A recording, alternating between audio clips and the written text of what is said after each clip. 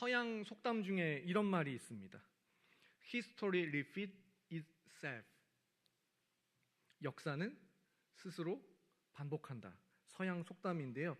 우리나라로 넘어오니까 역사는 스스로 반복한다? 어감이 좀 이상해요. 더 짧게 역사는 반복된다라고 흔히들 이야기를 합니다. 흉흉한 뉴스가 나올 때마다 아유 말세다 말세 이런 말씀들을 요즘에도 하시나 모르겠습니다. 요즘에는 좀 듣기 어려운 말인 것 같은데 제가 어리고 젊었을 때만 해도 잊을만 하면 뉴스 소식이 흉흉할 때마다 들었던 말이 말세다 그랬었죠. 그런데 역사는 반복된다면서요. 물론 시대가 뒤로 가면서 더 악해지는 것도 있습니다만 역사가 반복된다? 과거에서부터 이미 악하다. 역사는 반복되고 사람들은 과거 역사를 통해 무언가 배우고 실수나 실패를 줄여나가는 대신 똑같은 실수, 실패, 죄를 반복한다라는 거죠. 시대가 점점 좋아진다, 악해진다 여부를 떠나 과거에 이미 세상은 악했고 혼돈의 연속이었으며 그 역사가 반복되고 있다라고 보시면 되겠습니다. 그리고 이것을 잘 보여주는 성경이 있는데 바로 사사기입니다.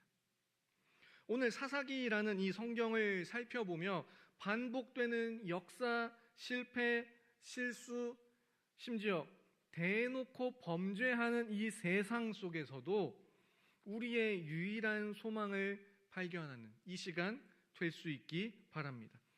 이제 사사기의 말씀 속으로 들어가 보겠습니다. 먼저 사사기라는 성경을 살펴보면 사사기는 저자가 누구인지는 정확히 알 수가 없습니다. 보통은 사무엘이 저자일 것이다 많이들 추측을 하시고 더러 그 시대가 아니라 바벨론 포로기나 이후에 누가 기록했을 것이다 라고도 봅니다. 아무튼 사사기는 사사시대 그 당대에 기록된 게 아니라 후대 사람 누군가가 기록한 것으로 먼저 보시면 되고요. 사사기라는 성경을 좀 더 살펴보면 3에서 16장은 우리가 아는 그 사사들의 활동이 기록되어 있습니다. 대사사, 좀 분량을 많이 들여서 기록한 사사들만 기준으로 말씀드리면 맨 처음에 유다 지파의 온니엘, 그 다음에 왼손잡이 에훗, 여성 사사 드보라, 원래 성격 굉장히 소심했던 기드온, 겉으로는 굉장히 똑똑하고 스마트해 보이지만 막상 그 사역들의 결말이 좋지 않았던, 막상 불과 6년 만에 사사로 세워진 지 6년 만에 소천한 입다, 마지막은 사사답지 않았던 사사 삼손까지 등장을 합니다.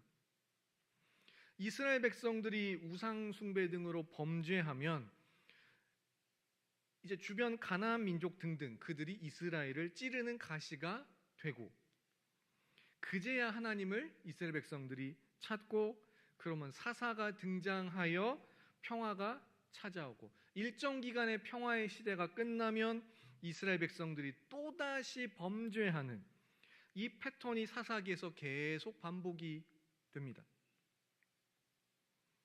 참고로 사사기의 후반부로 갈수록 등장하는 사사들 및 백성들의 상태, 그 믿음이 모두 다 점점 동반 하락하는 나쁘게 돌아가는 악순환의 패턴을 볼 수가 있습니다. 하나님을 찾고 구하던 백성들이 나중에는 아무리 주변 가나안 백성들 때문에 힘들어도 하나님을 찾지 않는 이제 그런 식으로 돌아가게 됩니다. 이게 16장까지 내용이고요. 마지막 17장부터 21장까지는 사사 말고 일반 백성들의 이야기, 크게 두 가지 이야기를 다룹니다. 근데 둘 다 이런 막장 드라마가 없습니다. 그 중에서 오늘은 이제 가장 끝에 본문을 두었기 때문에 사사기 19장에서 21장 그 뒤에 하나의 이야기를 살펴보겠습니다. 최대한 간단하게 말씀을 드리면요, 19, 20, 21장 이 세 개의 장이 하나의 이야기로 다 서로 연결이 되는데, 한 레위인이 등장하는데 첩이 있었답니다. 레위인, 성전 섬기는 성직자가 첩이 있다? 이상하죠? 이상하게 생각하셔야 정상입니다. 당연히 그러면 안 되죠. 그 첩이 근데 행음했고 친정으로 도망갔답니다. 이 첩을 레위인 남편이 데리러 가요. 감사하게도 잡으러는 아니고 데리러 갔습니다. 정중하게. 그래서 장인의 환대를 받으며, 첩의 장인의 환대를 받으며 첩의 고향 베들레헴에서부터 첩을 데려오는 길에 사건이 터집니다. 베냐민 지파 지역인 기브아라는 곳에서 이제 한 노인의 집에서 감사하게도 머무르며 하룻밤을 보낼 수 있었는데, 그 동네 불량배들이 노인의 집으로 찾아가서는 말합니다. 우리와 상관하자. 상관하자의 뜻은 동성애하자. 위협적으로 동성애를 요구하며 달려듭니다. 이 장면은 역사의 반복입니다. 딱 소돔과 고모라가 롯에게 했던 그대로입니다. 이때 일행들의 선택은 레위인이 데리러 갔던 그 첩 있잖아요. 첩을 불량배들에게 내주고 남자들은 집안에 밤새 머물러 있었습니다. 그 첩은 밤새 집단 강간을 당하고 죽고 맙니다. 레위인은 자신의 그 죽은 첩의 시신을 12조각으로 나누어 각 지파로 보냈습니다. 그러면 관련 이야기도 전달이 되겠죠? 레위인의 의도는 복수해달라는 의미에서 시신을 12조각으로 나누어 보냈던 겁니다. 각 지파에서 사람들이 소집이 되었고 레위인의 이야기를 듣습니다. 없던 이야기를 지어내는 건 아니지만 딱 한 가지, 자신은 비겁하게 숨어 있던 그것은 쏙 빼고 이야기합니다. 마치 어쩔 수 없이 내가 당하는 것을 지켜봤다는 듯이 그런 식으로 이야기를 하죠. 그 이야기를 들은 베냐민 지파에서 있던 일이었기 때문에 베냐민 제외 나머지 11지파는 곧바로 베냐민 지파에게 해당 범죄자들, 그 불량배들을 내달라 요청을 합니다. 하나 아쉬운 건 좀 반대편 이야기도 좀 들어보지. 사람 말은 왜 양쪽은 형식적으로라도 들어봐야 되잖아요. 그 과정도 쏙 빠지고 베냐민은 베냐민대로 아무튼 범죄가 있던 건 사실이니 내주었으면 되겠습니다만 자존심이 걸려있다, 질 수 없다, 버팁니다. 이처럼 소돔과 고모라를 연상시키는 사건의 재판, 오늘날 우리 시대에도 문제인 동성애를 대놓고 요구하며 만연함, 레위인 성직자가 첩을 두는 윤리 도덕과 종교 수준의 추락, 그리고 레위인의 비겁함, 일부 진실의 은닉, 나머지 11지파의 성급한 대처, 베냐민도 베냐민대로 질 수 없다, 자존심으로 버티는 그것까지, 이 모든 게 다 절묘하게 합쳐지면서 베냐민 지파 대 나머지 11지파의 내전이 발발하게 됩니다. 전쟁이 났습니다. 이 세 차례 격돌에 대해서도 여러 가지 묵상해 볼 부분이 많고 이제 스토리가 깁니다만 시간 관계상 간단하게 결과만 말씀드리면, 앞선 두 번의 전쟁에서는 베냐민 지파가 이겼습니다. 근데 마지막 전투에서 베냐민 지파가 졌어요. 저도 너무 크게 졌습니다. 어느 정도의 대패였냐면 베냐민 지파가 사라질 위기에 처했습니다. 2만 명이 넘던 베냐민의 병력 중에 마지막 전투에서 살아남은 건 남자 600명. 또한 베냐민 지파가 패배한 후에 베냐민 지파 전체가 다 노략당하고 남은 부녀자들이나 나머지 사람들이 다 죽게 됩니다. 베냐민 지파에는 그야말로 그 전쟁에 참여했던 600명만 남았어요. 여성, 자녀, 어르신들 아무도 없이 그 남자 600명만 딱 남은 상황입니다. 그 600명마저 죽으면 베냐민 지파는 지구상에서 영원히 사라지는 겁니다. 이 지경이 돼서야 나머지 11지파도 아차 싶었습니다. 베냐민 지파의 책임을 물으려고는 했습니다. 근데 지금 결과는 책임을 묻는 정도가 아니라 지구상에서 지워버리게 생겼구나. 큰일 났다. 어떻게 하면 될까요? 베냐민 지파의 여성들도 싹 다 이제 죽였거든요. 남은 여성이 베냐민 지파에는 없어요. 그러면 예를 들면 각 11지파에서 이제 다시 사태를 수습하고 화해하고 우리의 딸들을 저들과 결혼시키자라는 대표적인 방법이 있기는 한데요. 문제가 있습니다. 이 내전에 앞서 11지파가 결연한 의지로 하나님께 맹세했습니다. 우리는 베냐민 지파에게 절대 우리의 딸들을 주지 않겠다. 맹세는 했고 결과는 큰일 났고, 맹세는 어쨌든 했으니 지키지 않을 수는 없겠고 야단 났습니다. 어떻게 할까요? 11지파에서 두 가지 아이디어를 냈습니다. 하나는 이제 지파들이 다 이제 모여서 총회를 하고 그 레위인 첩의 사건을 다룰 때 순수하게 그 지파 혈통들뿐만 아니라 왜 가나안을 정복을 했잖아요. 각 산하에 지배받는 도시 사람들도 총회에 마찬가지로 참석을 해야 했고 실제로 참석들을 했습니다. 근데 딱 한 군데 야베스 길르앗이라는 도시의 주민은 아무도 참석을 안 했어요. 참석을 안 했으니 딸들을 주지 않겠다는 맹세도 당연히 안 했죠. 책임을 묻자. 야베스 길르앗 남자들은 다 그 사람들은 몰살하고 여성 처녀만 남겼는데 400명이 남았습니다. 베냐민 지파 남자들에게 넘겼습니다. 방금 베냐민 지파가 몇 명 남았다고 그랬죠? 600명. 구한 여성의 수는 400명. 아직 200명 남았습니다. 두 번째 아이디어. 실로라는 도시에는 이제 축제일이 있으면 처녀들이 축제를 즐기러 올라갑니다. 11지파가 베냐민 지파에 제안합니다. 축제에 참가하는 처녀 그 여성들을 납치해라. 납치하고 이제 실로 측에서 왜 그랬어 이야기가 나오면 해명은 우리가 해주겠다. 전후 사정이 이러이러하니 딸들을 저 베냐민에 시집 보내주세요. 해명은 우리가 할 테니 가서 납치해라. 실제로 그렇게 합니다. 이렇게 해서 위기를 넘어갑니다. 이것으로 21장까지 이야기가 끝나요.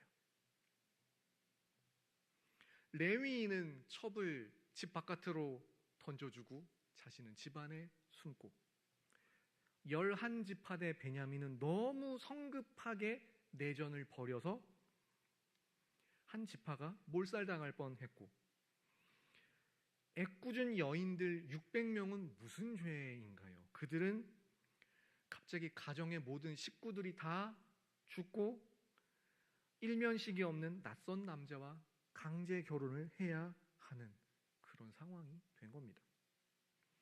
이렇게 급조된 베냐민 지파 600가정 과연 어땠을까요? 행복했을까요?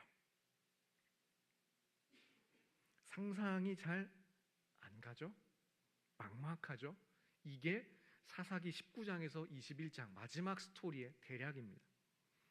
이 모든 스토리를 마친 후 사사기의 최종 결론이 바로 오늘 본문입니다. 다시 한번 읽어보겠습니다. 사사기 21장 25절 함께 읽겠습니다. 시작. 그때에 이스라엘에 왕이 없으므로 사람이 각기 자기의 소견에 옳은 대로 행하였더라. 아멘. 이 구절은 우리에게 그때 왕이 없어서 각자 자기 소견에 옳은 대로 행했다. 왕이 없는 시대의 절망과 소망을 동시에 보여줍니다. 먼저 본문이 주는 절망감은요, 한 번에 확 느껴지시죠? 왕이 없으니 사람들이 각자 소견에 오르는 대로 제멋대로 사는 모습을 사사기에서는 어렵지 않게 곳곳에서 볼 수 있습니다. 특히 17장에서부터 21장까지의 이야기는 막장 드라마 못지 않음을 보시면 알 수 있습니다. 그리고 이스라엘의 왕이 없으므로, 이스라엘의 왕이 없을 때 오늘 본문에 나온 이 표현, 이런 식의 표현이 17장 6절, 18장 1절, 19장 1절, 그리고 오늘 본문 21장 25절까지 4번 나옵니다. 왕이 없으므로, 왕이 없을 때라고 언급하는 그때마다 사사시대가 극도로 혼란함을 보여주는 이야기가 계속 펼쳐지죠. 기본적으로 좋은 의미로 쓰이지 않은 구절은 맞습니다. 왕이 없다. 광야 시대에는 모세라는 지도자가 있었습니다. 사사기 바로 앞 여호수아에는 모세 후계자 여호수아를 통해 가나안 땅을 정복하는 모습이 나옵니다. 그러나 사사기 1장 1절은 이렇게 시작합니다. 여호수아가 죽은 후에, 여호수아가 죽은 후 어떠한 지도자, 어떠한 왕도 없는 시대로 사사기는 시작을 했고, 역시 왕이 없다라는 것으로 사사기는 마칩니다. 어떠한 왕, 지도자도 없는 시대, 여호와 하나님이라는 왕을 무엇보다 찾지 않고 섬기지 않는 시대, 여호와 하나님이라는 왕께로 우리를 인도하여 우리를 다스릴 인간 왕, 임시적인 사사 말고 온전한 왕도 없는 시대, 그에 따른 혼란이 이스라엘의 왕이 없으므로, 이스라엘의 왕이 없을 때에 라는 표현에 고스란히 묻어나는 겁니다. 그런데 25절은 절망과 동시에 소망도 보여줍니다. 25절 다시 잘 보시면 그때에 이스라엘의 왕이 없으므로, 그때라고 합니다. 그때는 그랬다. 과거형입니다. 그때는 왕이 없었다. 지금 현재 말고 그때는 진정한 왕이 없었으나, 예를 들면 지금은 진정한 왕이 있다, 곧 다윗이 왕이 될 거다, 뭐 다윗 왕이 있다, 다윗을 따라 정직하게 행하려는 누구 왕이 있는 시대를 그래도 우리는 살고 있다. 그때는 그랬지만, 이런 식으로 추측이 가능합니다. 사사기 다음 성경이 뭐죠? 룻기. 룻기도 사사 시대를 배경으로 합니다. 룻기는 이렇게 끝납니다. 소망을 보여주는데요. 룻기 4장 21절과 22절 함께 읽겠습니다. 시작. 살모는 보아스를 이새를 낳고 이새는 다윗을 낳으니라. 아멘. 사사기는 여호수아가 죽어서 지도자가 없다, 왕이 없다라는 것으로 끝났다면, 그 없던 왕 지도자를 룻기가 보여줍니다. 똑같은 동일한 사사시대의 말이죠. 21절의 보아스는 잘 아시는 것처럼 모압 여인 룻과 결혼한 다윗의 증조 할머니가 되고요. 보아스가 오벳이 이새를, 이새가 다윗을 낳았다. 이제 새로운 소망의 시대가 펼쳐질 거다, 왕이 등장할 거다라는 거로 룻기가 마무리되고 새로운 시대가 열리죠. 그때 사사시대, 그때는 왕이 없는 절망의 시대였지만 하나님께서 이스라엘을 그냥 두지 않으셨다. 먼저는 다윗이라는 신실한 왕을 보내주셨다. 이것을 말씀하는 겁니다. 그때 왕이 없었다? 그때는 그랬다는 거지. 지금까지도 앞으로도 영원히 왕이 없다는 건 절대로 아닙니다. 그래서 사사기 21장 25절은 암울하고 절망스러운 사사시대를 보여주는 지표인 동시에 이제 곧 절망은 끊어지고 소망의 시대가 다가올 거다라는 걸 함께 보여주고 있는 겁니다. 말씀을 정리합니다. 이처럼 사사기는 왕이 없던 대혼돈의 시대를 마지막까지 보여주며 이제 마치게 됩니다. 사사들의 등장이 횟수를 거듭할수록 사사와 백성들의 어떠한 신앙적인 질은 점점 떨어져만 가는 악순환이 반복됩니다. 역사는 반복된다. 특히나 사사기는 안 좋은 것만 반복되는 것을 골라서 보여주었습니다. 그리고 17장에서 21장에 걸친 사사 말고 일반 백성들이 등장하는 그 두 가지 스토리는 막장 드라마가 따로 없었죠. 그런데 잘 보면 사사기가 재미있잖아요. 오늘날과 굉장히 닮지 않았나요? 시간상 다 살펴볼 수는 없습니다만 17, 18장에 나오는 물질주의, 우상숭배, 도덕, 윤리의 붕괴, 힘의 논리, 19장에서 21장에 나오는 동성애, 성적 문란함, 성직자까지도 윤리, 도덕이 붕괴됨, 남성들의 비겁함, 그에 대비되는 힘없는 자들이 희생당하는 시대, 이때는 여성이었습니다. 그리고 지나치게 성급한 내란, 자존심 대결, 한 지파의 멸절의 위기. 사사기는 죄와 역사, 역사의 죄가 반복되는 것을 보여줍니다. 그래서 재미있고요. 스토리 자체도 재미있고 오늘날과 너무 닮아서 씁쓸한 동시에 더 재미있죠. 무엇보다 죄와 아픔과 눈물이 반복되는 이 땅에서 우리의 소망은 대체 어디에 두어야 하는지 보이지 않는 소망을 사사기를 통해 갈망하게 됩니다. 사사기에서 그림자로 감추어 둔 궁극적인 우리의 소망은 바로 여기에 있습니다. 로마서 15장 12절 말씀 함께 읽겠습니다. 시작. 또 이사야가 이르되 이새의 뿌리 곧 열방을 다스리기 위하여 일어나시는 이가 있으리니 열방이 그에게 소망을 두리라 하였느니라. 아멘.